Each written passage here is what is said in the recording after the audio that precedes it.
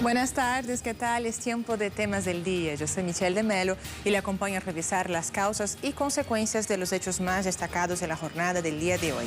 Empezamos revisando nuestra pregunta del día. Y ahí la tenemos en pantalla, Belarus. Unión Europea no reconoce el resultado electoral y promete sanciones. La oposición convoca manifestaciones para exigir nuevos comicios. ¿Qué buscan los sectores opositores en Belarus? Ahí está la pregunta, @Medemelo Telesur, @Telesur TV y @Temas Telesur. La respuesta usted decide. Opción 1, tomar el poder. Opción 2, más democracia. Opción 3, revolución de color. Si usted tiene otra opinión, también comparta con nosotros. Al final del programa revisamos todo lo que dice usted en Temas del Día.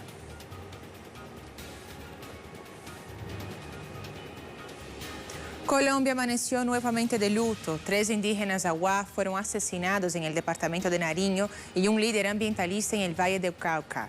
Así, el país sigue siendo el escenario de una espiral de violencia que no cesa y que llevó el pasado lunes a la Organización de Naciones Unidas a condenar la ocurrencia de masacres.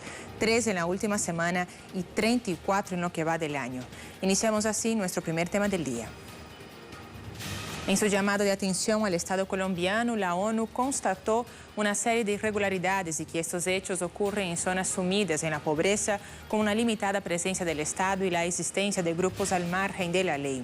Con estas nuevas 4 víctimas, suman un total de 17 solo en la última semana. 5 menores de edad el pasado martes en el barrio Llano Verde, en Cali, y 8 jóvenes en Samaniego, en Nariño.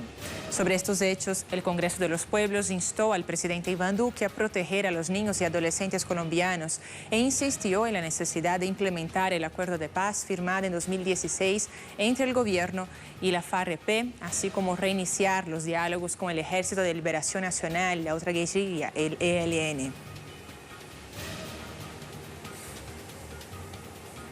El gobernador de Nariño, Alexander Rojas, lamentó la ola de violencia en el país y exigió al gobierno de Iván Duque que cite a un Consejo de Ministros para analizar el futuro de este departamento. Veamos. Este hecho que afecta a las comunidades indígenas y seguimos desde Nariño lanzando una voz de alerta ante la situación tan difícil que vive nuestra región.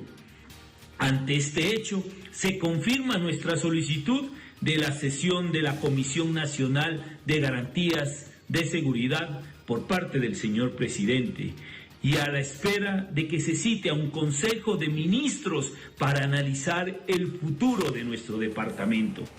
Y nos vamos a Bogotá. Nuestro corresponsal Hernán Tovar está listo para ofrecernos todos los detalles. Hernán, bienvenido, un gusto saludarte nuevamente. Hernán, quisiera que nos comentaras si ya hay algún tipo de manifestación oficial desde el gobierno, ya que en el fin de semana sí hubo una manifestación del ministro de Justicia, de Defensa, quien habló sobre los homicidios que sucedieron el fin de semana, pero en el día de hoy, ¿hay alguna manifestación oficial sobre esa masacre? Michelle, muy buenas tardes, televidentes. No te escuché muy bien, se escucha entrecortado. ¿Me puedes repetir tu pregunta, por favor? Claro, Hernán, quisiera que me comentaras si ya hay alguna manifestación oficial, si el gobierno ya se manifestó sobre esas últimas masacres que fueron registradas en el día de hoy. ¿Me escuchas, Hernán? Tengo problemas para escucharte, pero mira, lo que pasó en el departamento de Nariño y lo que viene pasando en el departamento del Cauca y Valle del Cauca son situaciones de extrema y elevada violencia. Comentarte que la Defensoría del Pueblo lanzó una alerta en relación a la violencia que se venía incrementando en el departamento de Nariño y particularmente la vulnerabilidad de la comunidad aguá allí en el departamento de Nariño. Lo que se sabe hasta el momento, Michelle y televidentes, es que hay una comisión allí de las autoridades indígenas en este retirado sitio. Más o menos, dicen las autoridades indígenas, que son 10 horas de camino desde el casco urbano del municipio de Ricaurte hasta donde sucedieron los hechos. Muy retirada, una población históricamente olvidada y pues que queda en medio de las disputas territoriales, de las disputas por las ganancias de los cultivos ilícitos y el tráfico de armas, donde confluyen varios actores armados, el ELN, donde confluyen algunas disidencias de las FARC, donde confluyen los paramilitares con las autodefensas gaitanistas. Así que están inmersos en medio de esa disputa territorial. Como tú asegurabas, el gobernador John Rojas ha dicho que hay una anarquía total, un recrudecimiento de la violencia y a la cual, después de varias alertas que ha denunciado con el gobierno o al gobierno nacional, pues este se ha hecho de los oídos sordos. Y la única respuesta es militar, pero una respuesta militar que lo que ha provocado es el incremento de los homicidios en muchos departamentos. Ellos aseguran que lo que necesitan es más presencia institucional. Pero no solo esto ha pasado allí en el departamento de Nariño, también hay que dar cuenta que en las últimas horas, Michelle y televidentes, se reportó el atentado de un líder aguá, Francisco Cortés Guanga, en el sector del Vaquerío, en Tumaco, municipio de Tumaco, allí en el departamento de Nariño. Y también en las últimas horas se produjo un atentado contra el exgobernador del Gran Cumbal, William Guaidir. Afortunadamente salió ileso del atentado que, según versiones de los residentes, hombres desconocidos armados dispararon contra su vivienda allí en el Gran Cumbal, en el departamento de Nariño. Esto ante la mirada atónita e inefectiva del gobierno nacional frente a este incremento del asesinato y presencia de actores armados ilegales y presencia paramilitar en estos departamentos donde se ha recrudecido la violencia. Y tú ya referenciabas el asesinato contra el líder ambiental Juan Manguel. El líder ambiental asesinado, el líder ambiental también asesinado en Villa Carmelo, en una zona rural de la ciudad de Cali, departamento del Valle del Cauca. Así que una situación bastante compleja la que viven los sectores más vulnerables del país, los defensores de derechos humanos y los líderes sociales y ambientales en el país, Michelle. Volvió la guerra, es lo que muchos denuncian en Colombia. Hernán, muchísimas gracias por el reporte tan completo. Hasta la próxima. Es justamente por ese escenario generalizado de violencia que la ONU calificó a Colombia como un país que sufre de violencia endémica. Revisemos estadísticas de algunos hechos ocurridos en el país en 2019. El año pasado se produjeron un total de 36 masacres en Colombia, en las que resultaron asesinadas un total de 133 personas. Al margen del tema de las masacres, la ONU contabilizó más de 108 asesinatos de líderes sociales, abuso de fuerza durante protestas, crímenes de la fuerza pública y altos niveles de abuso sexual. El 86% de los asesinatos se produjeron en zonas con un índice de pobreza multidimensional superior a la media nacional y el 55% de los casos ocurrieron en Antioquia, Arauca, Cauca y Caquetá. Ante este difícil panorama, la comisionada para los derechos humanos recomendó al gobierno de Iván Duque mantener el acuerdo de paz suscrito en 2016 con las FARC-EP. Además, aconsejó incrementar la presencia del Estado en áreas rurales, así como ampliar las investigaciones de los crímenes contra líderes sociales, entre otras sugerencias.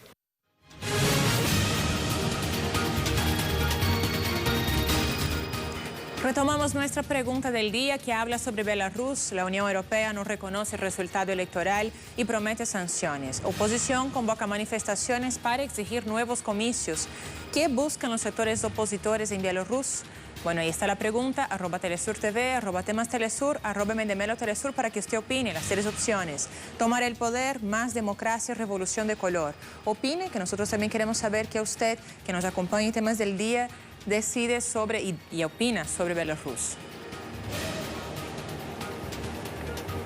Y justamente hacia Belarus nos lleva nuestra imagen del día de hoy. Cientos de personas salieron a las calles, marcharon en la capital del país, en Minsk, en apoyo al presidente reelecto con más de 80% de los votos, Alexander Lukashenko, el pasado 9 de agosto.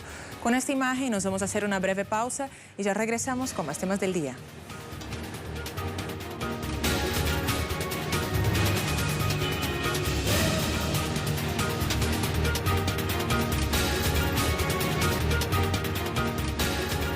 Ya regresamos con más temas del día. La Unión Europea se niega a reconocer las elecciones en Belarus, en las que fue reelecto el presidente Alexander Lukashenko por sexta vez, y aseguró que aplicará sanciones contra responsables de la violencia y del supuesto fraude electoral. Rusia se manifestó y está en rechazo a esta postura del bloque europeo. El contexto de esas tensiones que se arrastran durante las 2 últimas semanas en Belarus es nuestro segundo tema del día.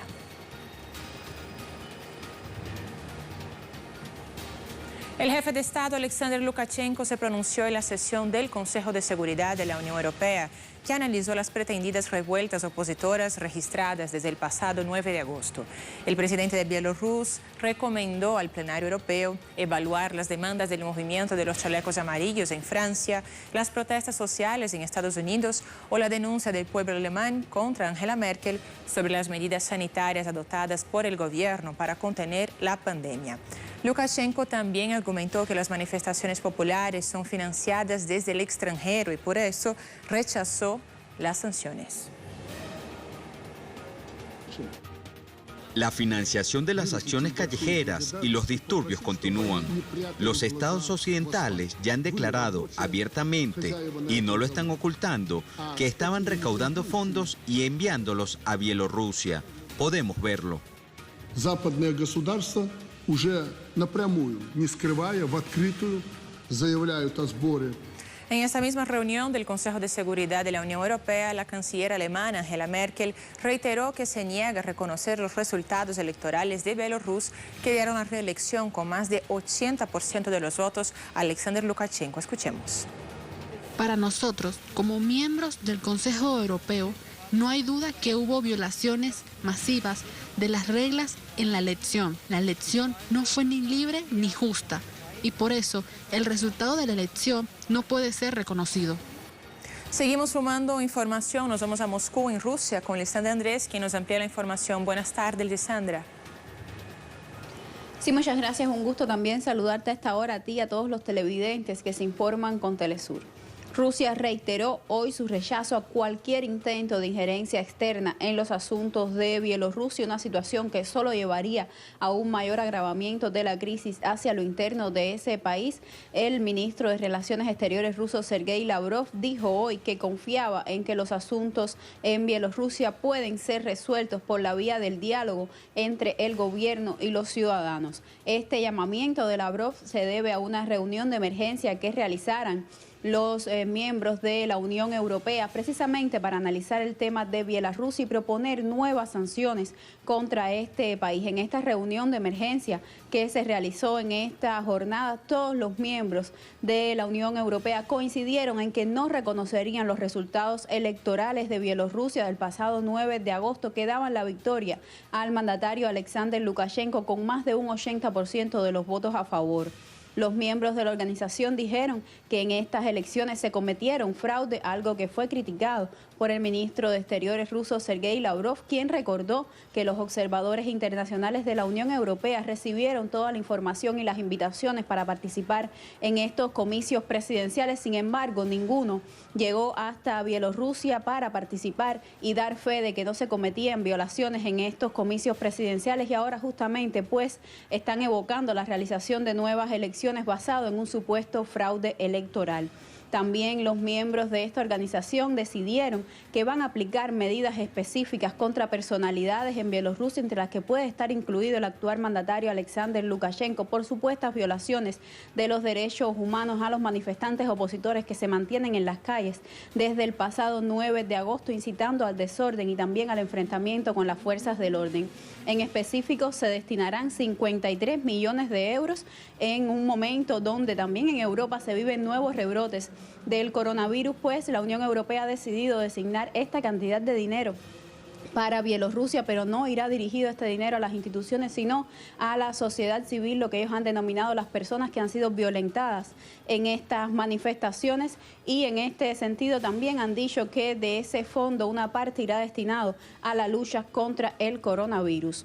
Mientras tanto, Rusia mantiene su postura de evitar cualquier intento de influir en los procesos internos de Bielorrusia. El ministro de Exteriores recordaba que son precisamente los socios occidentales, quienes están haciendo un supuesto llamado para funcionar como mediadores en estos procesos de Minsk, pero han sido también los que están incitando al desorden hacia lo interno del país. Han habido pruebas que dan fe de ello, como la creación de páginas en internet desde donde dicen a los ciudadanos en Bielorrusia cómo deben manifestarse y cómo deben enfrentar a las fuerzas del orden para conducir a una mayor desestabilización hacia lo interno del país, no solamente en Minsk, sino también en otras ciudades importantes del país. Esta es toda la información que tenemos por ahora. Volvemos con ustedes a Caracas. Gracias, Lisandra. Todo el guión de una revolución de color. El presidente del Consejo Europeo, Charles Michel, advirtió sobre futuras sanciones a responsables de estos hechos de violencia que se han perpetrado en Belarus. Veamos.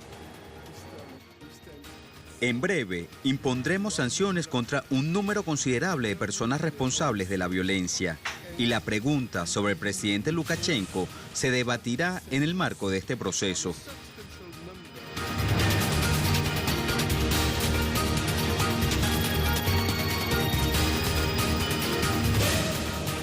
Les hablamos ahora de otros temas que también son noticia, el tema y un tuit, y empezamos en Cuba con nuestro corresponsal Fabiola López.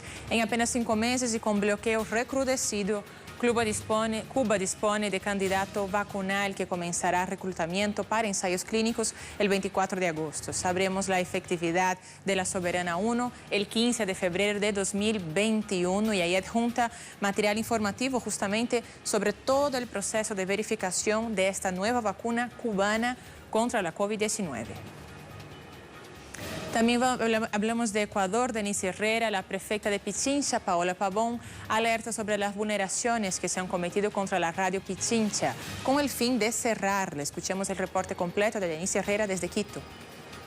A la acción de protección que ha presentado la radio en contra de la resolución de Arcotel. Según el gobierno nacional, durante las manifestaciones, Radio Pichincha habría instigado a los ciudadanos a salir a las calles a manifestarse. Esto se da dentro de un programa de Radio Pichincha que lleva más de 5 años al aire, que justamente se caracteriza por ser un programa abierto al público, donde según en este programa llamado La Oreja, ciudadanos habrían emitido comentarios en contra del gobierno y eso habría sido uno de los motivos para que exista el levantamiento en octubre.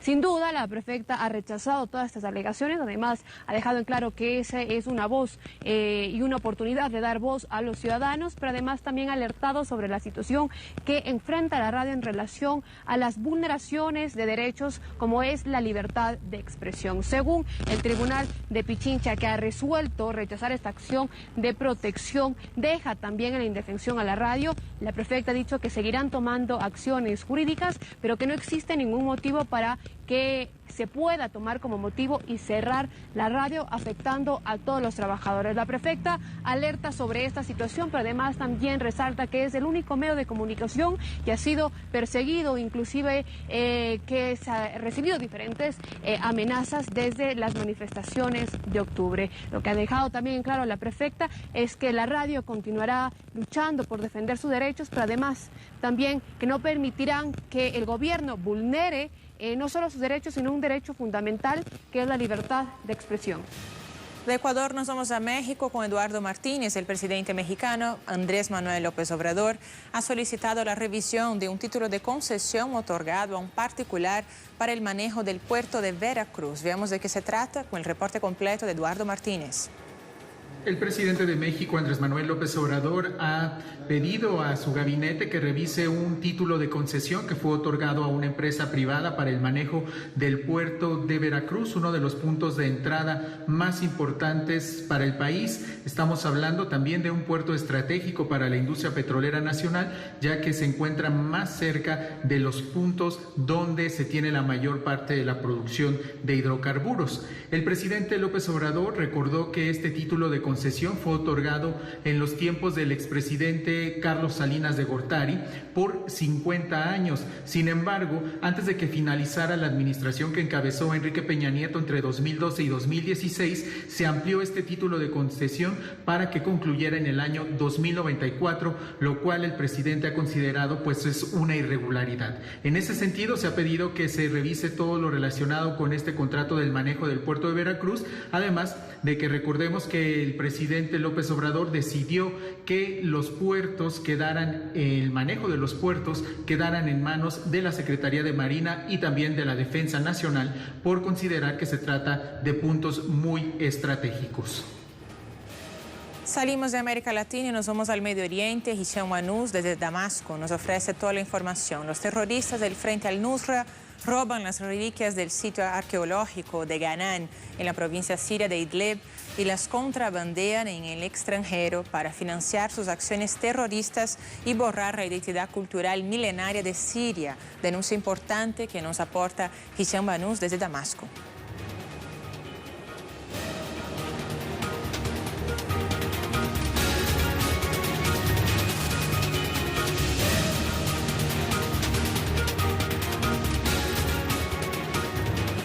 A 9 meses de la masacre de Sencata, un barrio del municipio del Alto, familiares de las víctimas exigen verdad y justicia. Eso porque en noviembre de 2019, 37 personas fueron muertas y más de 500 heridas mientras protestaban en rechazo al golpe de Estado contra el expresidente de Bolivia, Evo Morales. Justamente como marco de esta fecha, los familiares exigen justicia en una vigilia frente al Ministerio de Justicia del país. Y desde La Paz, nuestro corresponsal Freddy Morales tiene más información.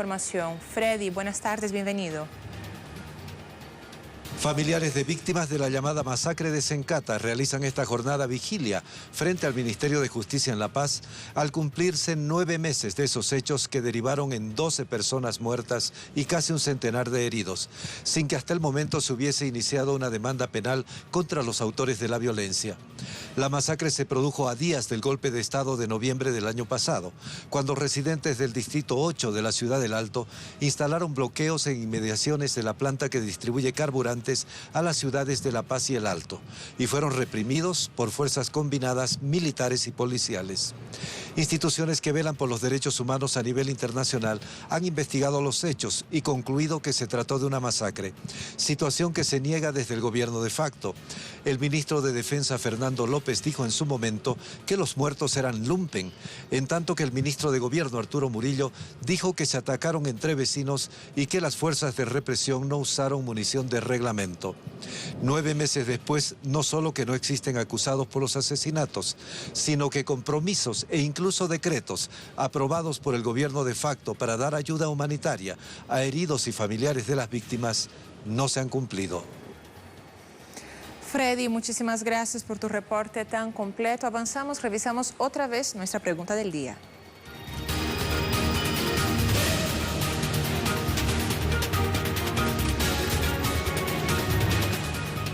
Pregunta del día habla de Belarus. La Unión Europea no reconoce el resultado electoral y promete sanciones. Oposición convoca manifestaciones para exigir nuevos comicios. ¿Qué buscan los sectores opositores? Ahí está la pregunta. Ustedes contestaron. El 69% dijo tomar el poder. El 10% dijo más democracia. Y el 20% dijo revolución de color. Y hay más respuestas. Veamos otras opiniones de las personas que nos acompañan. César dijo lo siguiente. Y ahora yo pregunto, ¿qué le importa a Europa y por qué se mete en estos temas cuando sus países tienen muchas situaciones? Bueno, ahí está una opinión. Tenemos más.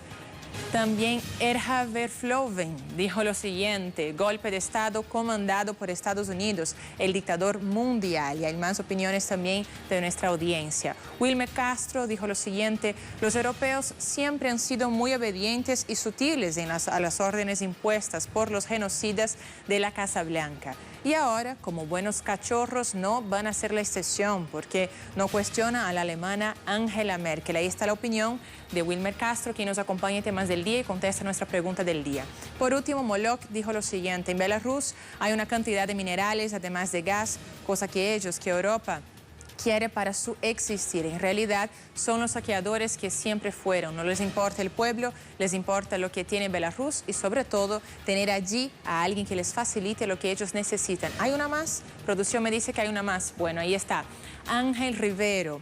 Quieren que se entregue Belarus a los yanquis, la misma agenda aplicada en Venezuela. Ahí está la opinión de aquellos y aquellas que nos acompañan en Temas del Día sobre qué sucede en Belarus.